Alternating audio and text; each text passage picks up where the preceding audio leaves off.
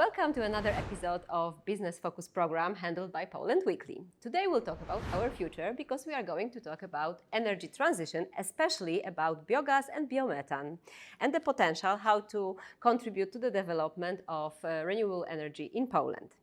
Today my guest is Sabine Dujacquier, Deputy General Manager of Polska Grupa Biogazowa SA, a front-runner in Poland's biogas-based electricity production. Welcome. Thank you for inviting me. Very interesting topic. Very surprisingly that we are still, under the radar in terms of the usage of biogas and biomethane in our energy mix. So that will be very interesting to talk why and what we can do about it.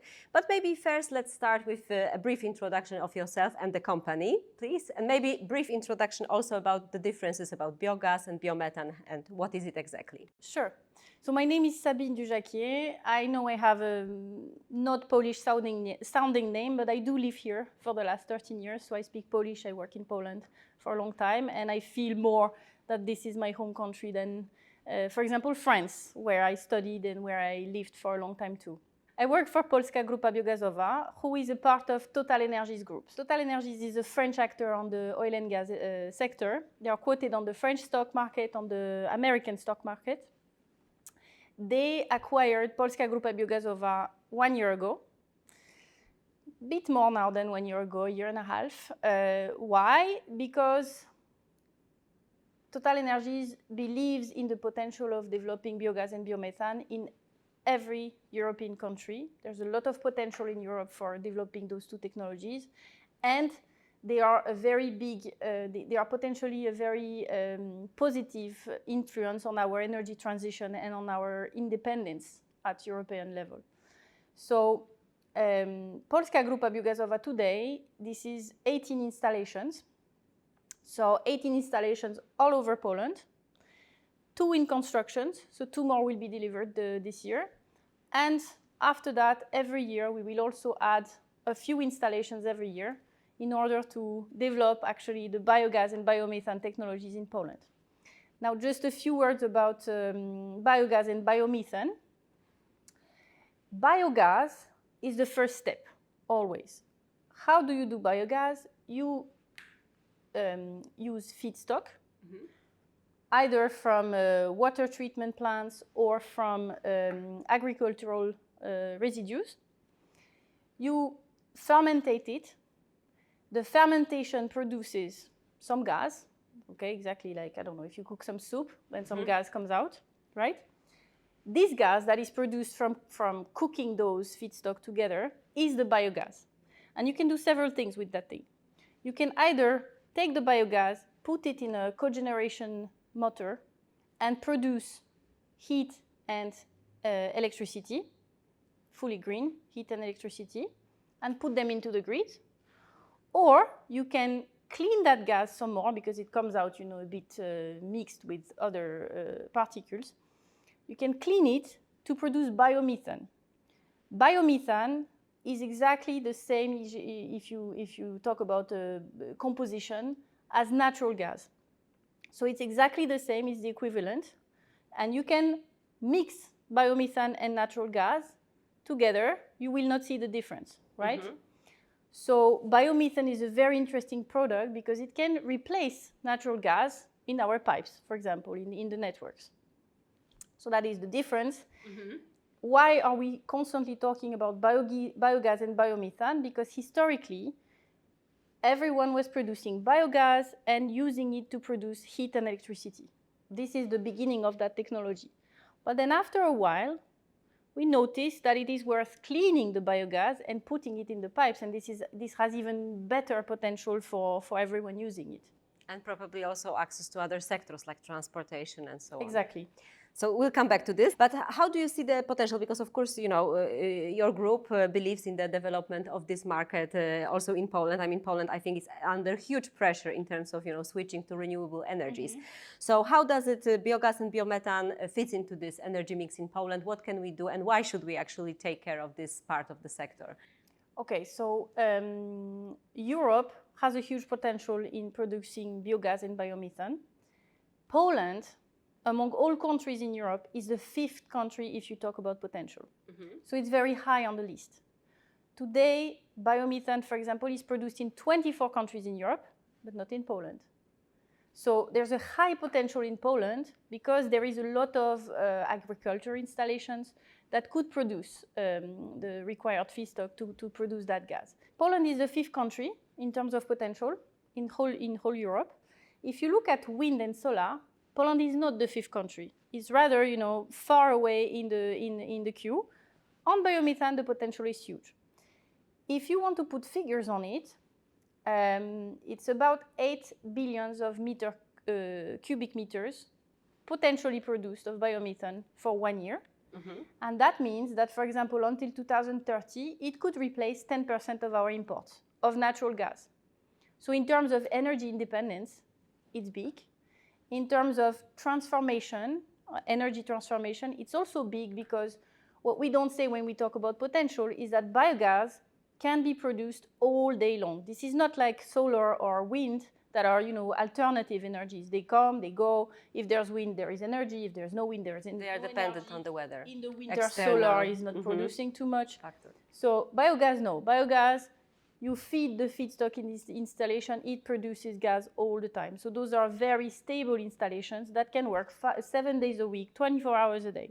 Mm-hmm. And this means they have the potential to replace similar installations that today work on coal and on gas, right? Mm-hmm. So that's why in terms of independence and transformation, the potential is so huge. And stability. And stability, exactly. Mm-hmm. So that means better autonomy, better capacity to manage the system, because also biogas, biomethane installations, they are smaller than our traditional coal and gas installations that we have in Poland. They are more dispersed.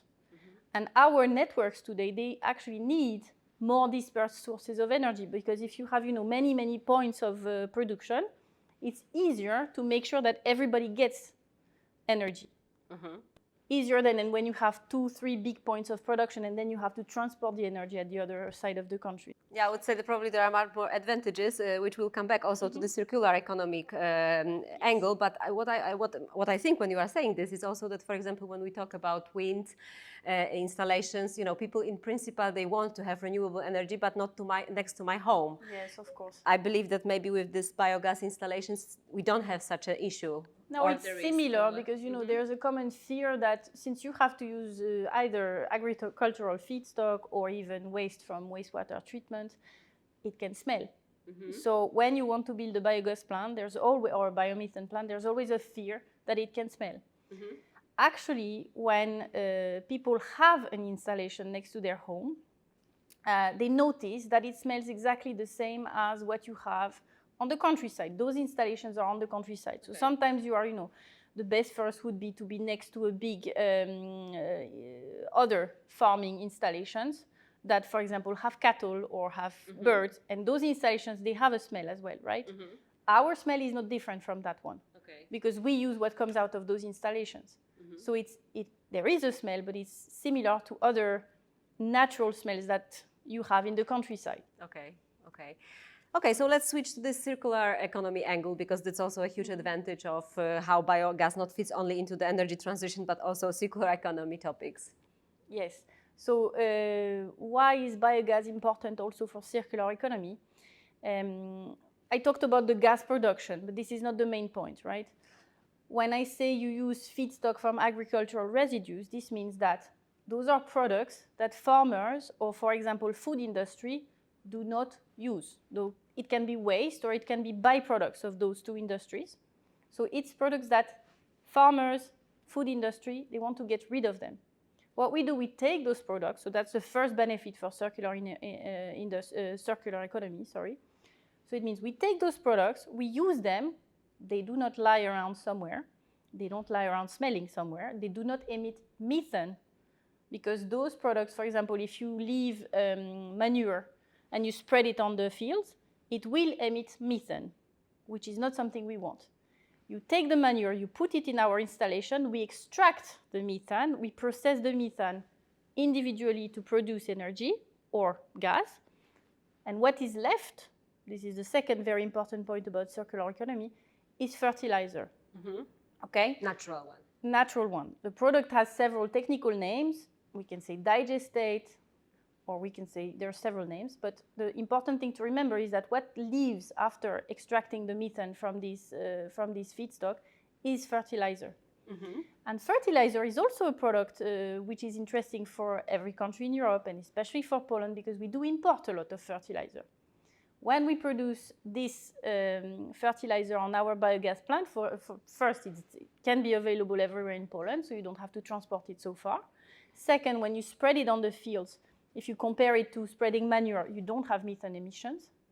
And third, it is clearly not the same price as imported fertilizer and chemical fertilizer that need heavy industrial treatment to be produced, right? Another aspect of circular economy that is important to note, biogas plants are built on the countryside. You do not build a biogas plant in the center of a city. It makes no sense, right? Because you would need to import agricultural residue from outside of the city. So that means those plants, they provide work for people working on them locally. We pay local taxes, of course, so it's resources for the community. We provide energy, heat, or gas for that community. So we ensure that this local community can live better than without those installations. So this is also an important positive aspect to be remembered. So to make it clear and to understand, to make the process and your new projects, for example, succeed. So who are, the shareholders around, your partners to, like, for example, you said, to get those feeds to the installations. So do you talk to the local farmers, or it's on the bigger level? No, it's a very biogas, biomethane are a difficult technology to develop because actually they involve a lot of stakeholders.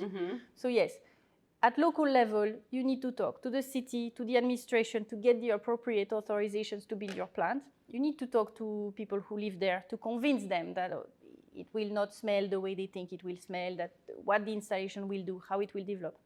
Then you need to find farmers from who you can buy the feedstock. It can be farmers, it can be local industry. Also, what we do on our specific Polska Grupa Biogazowa installations, we dry wood. So that means that local, and wood is a very big industry in Poland. I don't know if you know, but we are one of the biggest exporters of wood. So we dry wood in our installations, meaning local furniture companies can have an interest to give the wood to be dried. Okay. So it's another stakeholder to be coordinated, right? So locally, farmers, furniture industry, people producing woods, the administration, local powers, that's locally.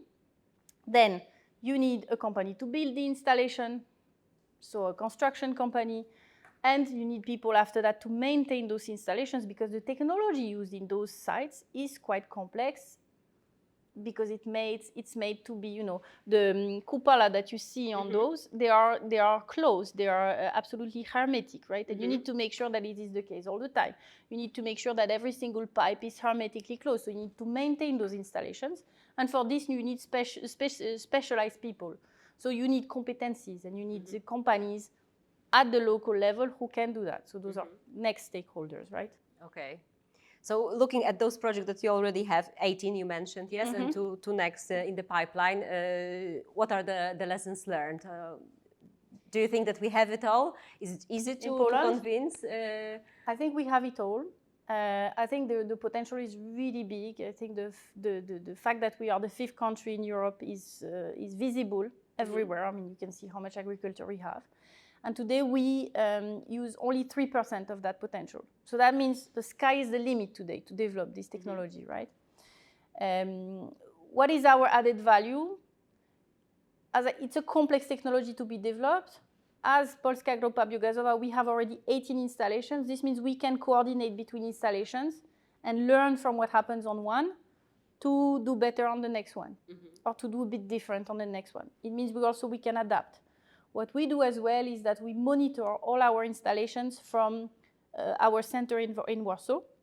So we have cameras on each object, and we coordinate every object in exactly the same way. So that means it's a harmonized way of leading those installations. It means in terms of quality, of security for our workers, it has to be very standardized, right?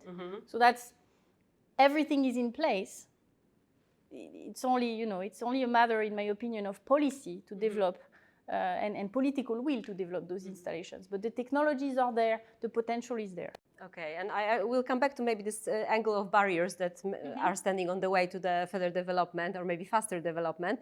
But of course, you are, originally you are from France, so you also have some experience and experience transfer from France. So I'm wondering, in terms of the biomethane and biogas sector, which countries are like the forerunner and where we can look at the inspiration, benchmarks, or lessons learned? Okay, so the big boom of developing biogas installations, because biogas came first, is from about 2009. So it's been quite a few years, right? The first country that developed the fastest was Germany. Many, many small installations all over the country. Today they have more than 10,000 installations. I think it's already 11,000, so it's huge, right? They've been doing it for the last 15 years, almost. This is historically the biggest country.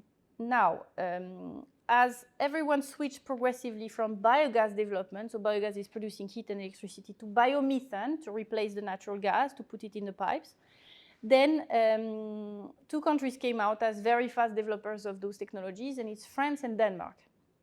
And why did they come out?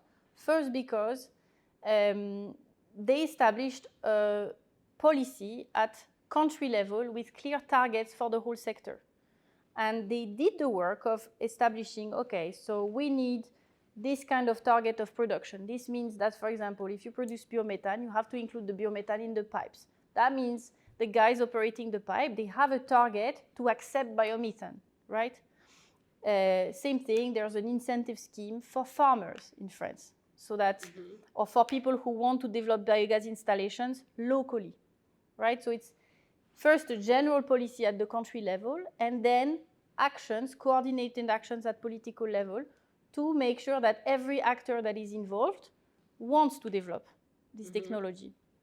This is something that is not happening in Poland today, unfortunately, and that is blocking the sector. But in France, to take this example, the will was to do 6 terawatt hours of biogas in 5 years. They did so well that they did more than that. Okay, so it's huge. And their target is to, I think, reach 20% of replacing natural gas within until 2030. Even though their potential for feedstock is just above ours. So it's possible, right? In France today, each year, there's 150 new plants added every year. In Poland, we have 300 plants in total today. Yeah? So they add half of our installations every year. So amazing. But with all the arguments for those type of investments, I'm wondering what are the arguments against, or it's really hard to understand why we don't have such regulations, because I obviously know that in every sector, incentives and regulations, policies are those that are, pushing things forward. Yes, I mean, business needs stability. So even if you put your own investment in the sector, you need to know that at least the regulations are stable, yes, and predictable. So I'm wondering, whether it's a lack of visibility, because we can see that with the hydrogen, we talk so much about it, yes, and on the other hand, the potential probably is not that big as we talk here about biogas or biomethane. So I'm wondering, what is blocking? What is blocking? I think maybe we missed I think when the policies were agreed in France, in Denmark, when they decided to start, in Poland, this was not our focus. Then the decision was to do wind and solar, which are also nice technologies, and they developed quite fast. And maybe they are easier to develop because it's only, you build the installation. It's a lot of investment, but then they run by themselves. Biogas is an installation that lives. So it needs more, for example, administrative authorizations than just building it. You need to have, after that, the authorization to treat the waste that you use in the installation. So biogas, from a law point of view, is a bit more difficult to develop. And what we haven't done in Poland is that work to harmonize all policies, to develop a country target, and then to harmonize every single point in the policies to incentivize everyone to develop those installations, right? There is some scheme for farmers, but farmers have a different job, and it's difficult technology to develop. For bigger companies, for investors, it is difficult to develop a biogas plant in Poland because once you have a project, once you identified where you want to do it, it takes minimum 4 years, 4 to 5 years. Investors, they need to know that for sure, they start a project and then in 3-4 years, they will have the project operating. Today in Poland, it's not for sure because, the processes are really long. So that's one big blockade. But it all comes back down to there is no country policy. So as long as there's no country policy, it cannot be, if there's no common target and common vision for everyone, then it's difficult to just do, 1 point here, 1 point there. It's much harder to coordinate, right? So now your partners are more on the local level. Yes. And compared to other markets, it was always the national policy, or also some other municipalities, regions, or it actually, this sector requires the markets that are developing the fastest started with a national policy. Germany started earlier, and it took longer. So it was more local development, but there was, after a few years of local development, there was a general policy defined for the whole country. And today there are 10,000, 11,000 installations, right? But they did that step of doing the policy. They started without it, and then quickly they did it, right? Okay. And at Poland, we are at this stage. We have 300 installations. Now we need something to go to accelerate, right? Okay. And are there any attempts also on the regulations on the EU level? Yes. On EU level, there is first a target that has been defined of 35 billion cubic meters of production of biomethane until 2030, and to be included in REPower EU. Okay. So that there's been an effort to start talking about a clear target, concrete numbers, right? Of course, it needs to be developed further, but there's this target, and then there are two things, RED 2 and RED 3, which are a set of laws that are defined to simplify administrative procedures for people building renewable energy installations. So for example, for us, if we implemented those EU regulations in Poland, then that would simplify the administrative process, and instead of identifying a ground and then building the installation 5 years later, we would have 2 years. That's what I'm thinking, that, we are 2024, you say 4 or 5 years, that were the time necessary to so it seems that, but with the targets by 2030, it means that we don't have that much time to overthink. Exactly.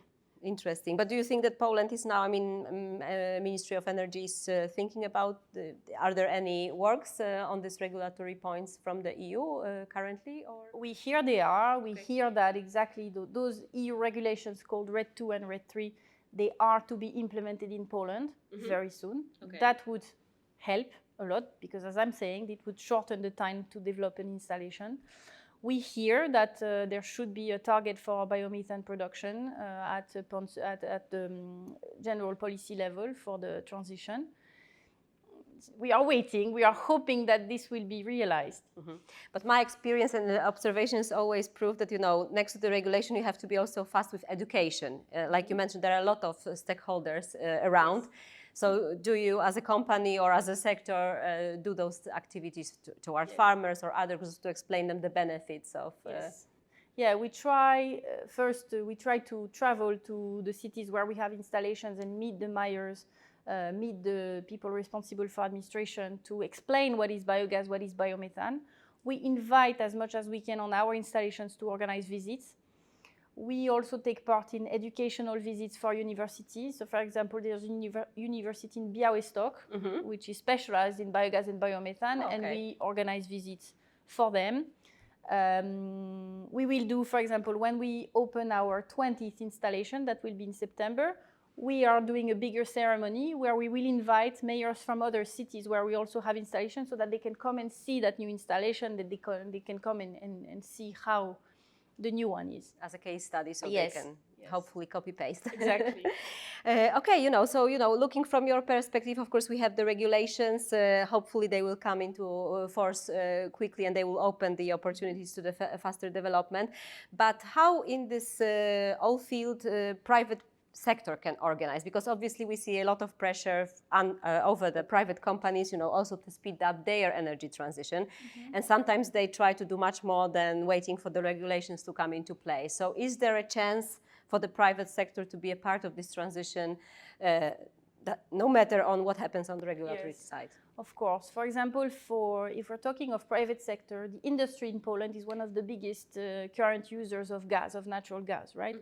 And what they did, they were ahead of the law, of the changes. So they changed their installations from coal-based to gas-based. A lot of them did that in the last few years. So now they have a problem that gas is not a green energy. And what to do? Do they need to invest again? Or can they switch at least part of the gas to something else? So we have, for example, discussions with quite a few industrial companies to think how to build biomethane or biogas installation next to their plants so that they could benefit from having this green gas right next to their plant, right? So industry is touched. Of course, transport should, there's targets for transport sector that are coming into play, I think, from 2025. So for them, it's urgent. So they are coming and asking us, could we produce biomethane faster to be able to answer this regulation that they have and sell them the biomethane, right? So private actors are very interested in the topic. And I think, again, I mean, everyone is in the starting blocks. The interest is very high. Now, what we need to know is how can we accelerate this? And to accelerate this, again, we need a policy. So looking optimistically, what are your forecasts for Poland if we do it right? If we started really, I mean, looking at France, as I said, they did the big policy change about 6 years ago, 5 years ago, saying they want to go from biogas to biomethane. And today they deliver 150 installations per year. So in Poland, there's no reason why we shouldn't be able to do that. And I think we're not talking of 5 years, If we simplify the law, if we simplify administrative procedures, if we can inject the gas in the pipes, in a matter of 2 years, there could be a lot of installations built, right? Not only by us, but by many other investors who are looking to come to that market and who are looking to build new installations, right? So I think we're talking about, if the policy is implemented, it can be tens or 20s of installations within the next 2-3 years, and it will accelerate after that. Well, so I wish you good luck, and also I hope that those implementations of rules will come into force and really they will speed up the process, because I don't really see anything which can be named as a disadvantage of such a solution. So that at the end it's a discussion about energy transition, which means the quality of life, the competitiveness of Polish economy, and actually also the benefits not only for the economy but also for the society. At the end of the day, everyone can win on those investments. Exactly. So thank you very much. Keep us posted about the further development. Thank you. Sure. Thank you.